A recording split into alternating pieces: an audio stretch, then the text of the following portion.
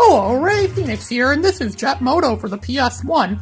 This game is very unique. It's basically Wave Race 64 for PS1. It's PS1's version of Wave Race 64. It's actually better than Wave Race 64 in every way possible. It's a lot more challenging, it's a lot more imaginative, and a lot more interesting and entertaining. You'll see why in a minute. You drive like a water jet ski or something like that. It goes on water, it goes on land, it goes on road, it goes on ice, it goes into the air. You constantly crash in yourself. This game has advertisements for a lot of things, like Butterfinger. See, I'm on Team Butterfinger, Team Nobody Lay a Finger on my Butterfinger. Yeah, Bart Simpson totally should have been in this game.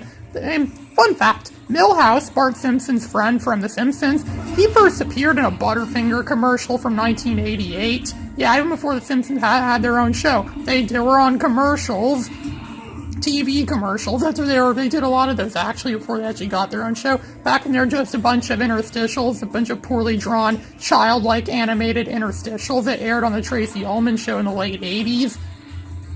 And there's also Team Mountain Dew, and there's two other teams that I never heard of before. There's advertising this game for Pepsi and Crunch Bar. Remember Crunch Bar? Yeah, I love those Crunch Bars. I don't see those around much anymore. I wish they were around more. I really miss Crunch. I really like that. I really like those bars. That rice, what's it called? That rice bar or something that has like rice in it, you know, like that. That was really good.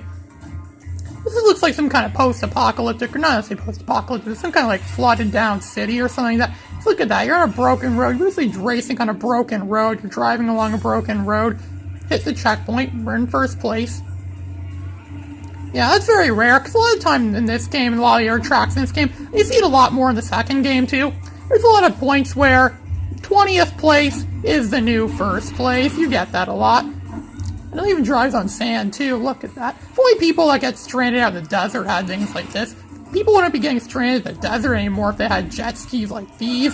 This is even better than jet ski racing on Lego Island. Remember in the first Lego Island when you go jet ski racing? That was pretty cool. And there's a lot of like summery themed music in this game. I mean, the music in this game is one of the best parts of this game. Definitely is. The musical score is like downright awesome. I mean, the second game had a very remarkable musical score too.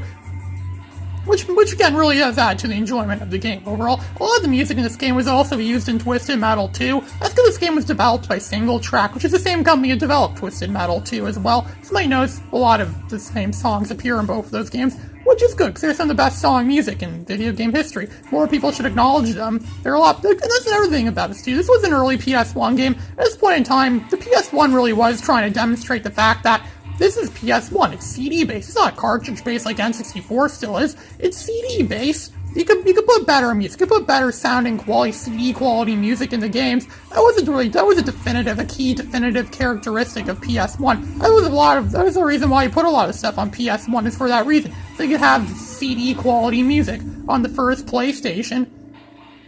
So it's a lot better than a lot of N64. Because a lot of N64 music is not known for being the best. Same with a lot of other cartridge-based music. It sounds kind of choppy, pixely. I mean, Sega Genesis is notorious that. At least a lot of people say Sega Genesis is like that, but there's a lot of games that prove that wrong.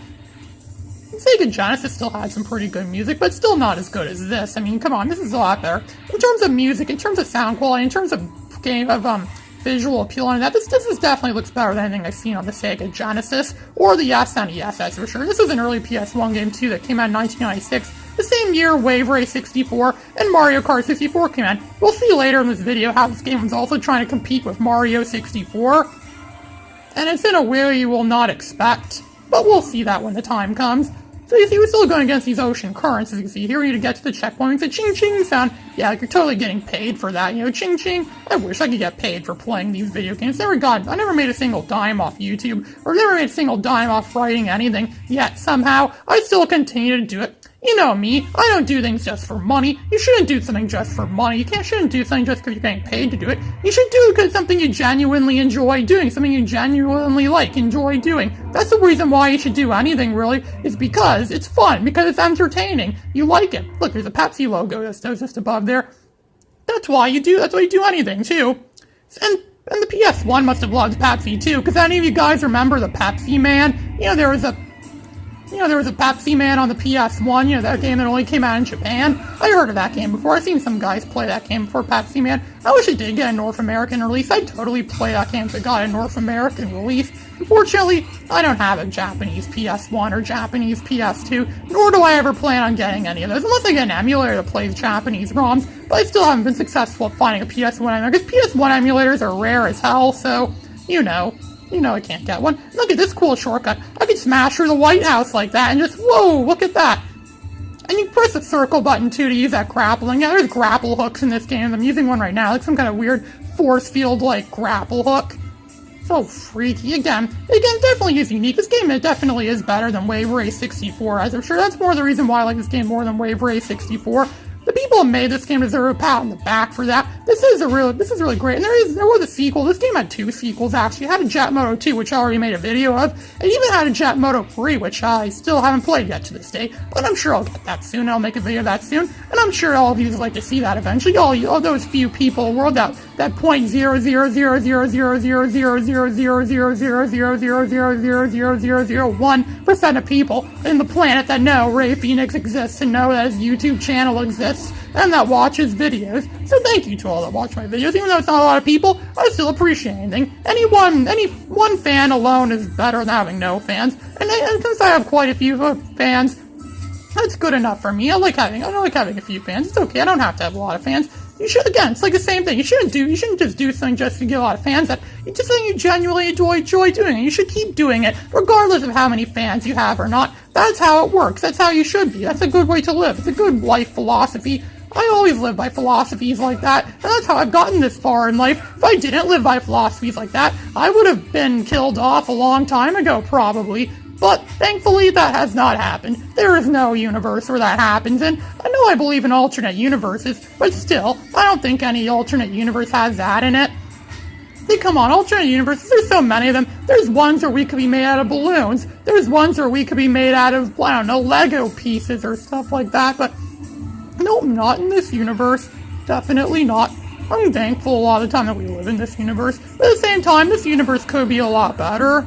But I don't know how it could be. But then at the same time, it could be a lot worse, so I'm not going to complain. It's not good to live a life of being a complainer. Complainers don't get very far in life, either.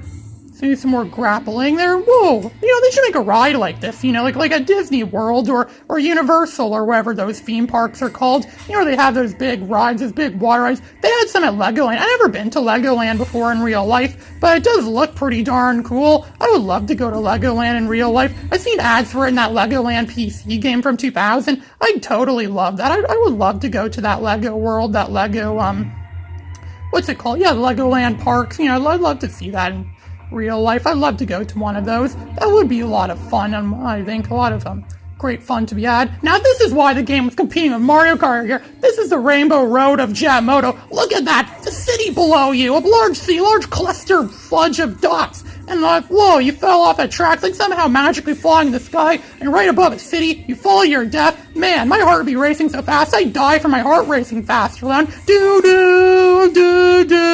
And yeah, play Michael Jackson's Thriller while you play this race, because that song more than describes what's happening for this race, and the music is pretty rockin' and pretty upbeat and jumping too. Sounds like something to be fighting Galactus 2 or something like that. And look at that, I fall off the edge again, just like falling off the edge in Rainbow Road in the Mario Kart games, especially Mario Kart 64, since I mentioned earlier.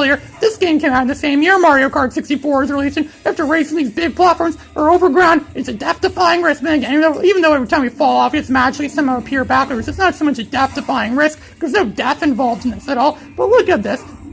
I keep driving down here. It's not as intense as the second. Actually, this is more. What I'm talking about, this is more intense than that roller coaster level from the second game. Come on, this is a lot more than that. And look at that. Even though we're up in the sky, they still bother to put up ads for Mountain Dew. Yeah, because people that fly for the sky love looking at Mountain Dew ads. Ain't that right? And on this level, 20th place is the new first place. Don't count on getting something higher than 20th place if you want to play this race, because that's what it's like to play this race.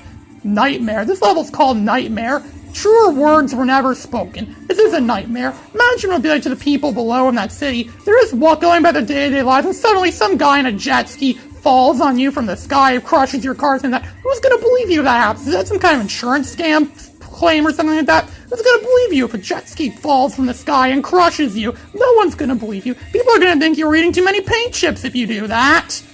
I don't eat paint chips, but I don't think anyone else eats paint chips. And again, it wouldn't really matter much anymore, because paint chips aren't toxic or poisonous anymore like they were years ago. That's why I'm surprised too that Murphy said that in Rayman 3 where he's like, I think Rayman or someone's been eating too many paint chips again. Who writes this stuff? They get paid to write this stuff? You know, Murphy, that frog fairy thing, or bug fairy, where the hell Murphy from Rayman 3 is. He was in Rayman 2 too, I think. Okay, see, I fell off the edge there again. Okay. You know, they should put this on the sports network. You know, they should actually make this a real sport and put it on the sports channel. I'd watch the sports channel. Jet Moto racing was real. Come on, Wave Ray 64. What do you have against this? That's right, nothing. Go home to your mama, Wave Ray 64. Jet Moto's giving you a run for your money. Jet Moto's all the way better than Mario Kart 64 and and Wave Ray 64. So that's the end of that race. You see, 20th place, but then again, I'm still alive, so I should be grateful for that. This is Ray Phoenix signing out.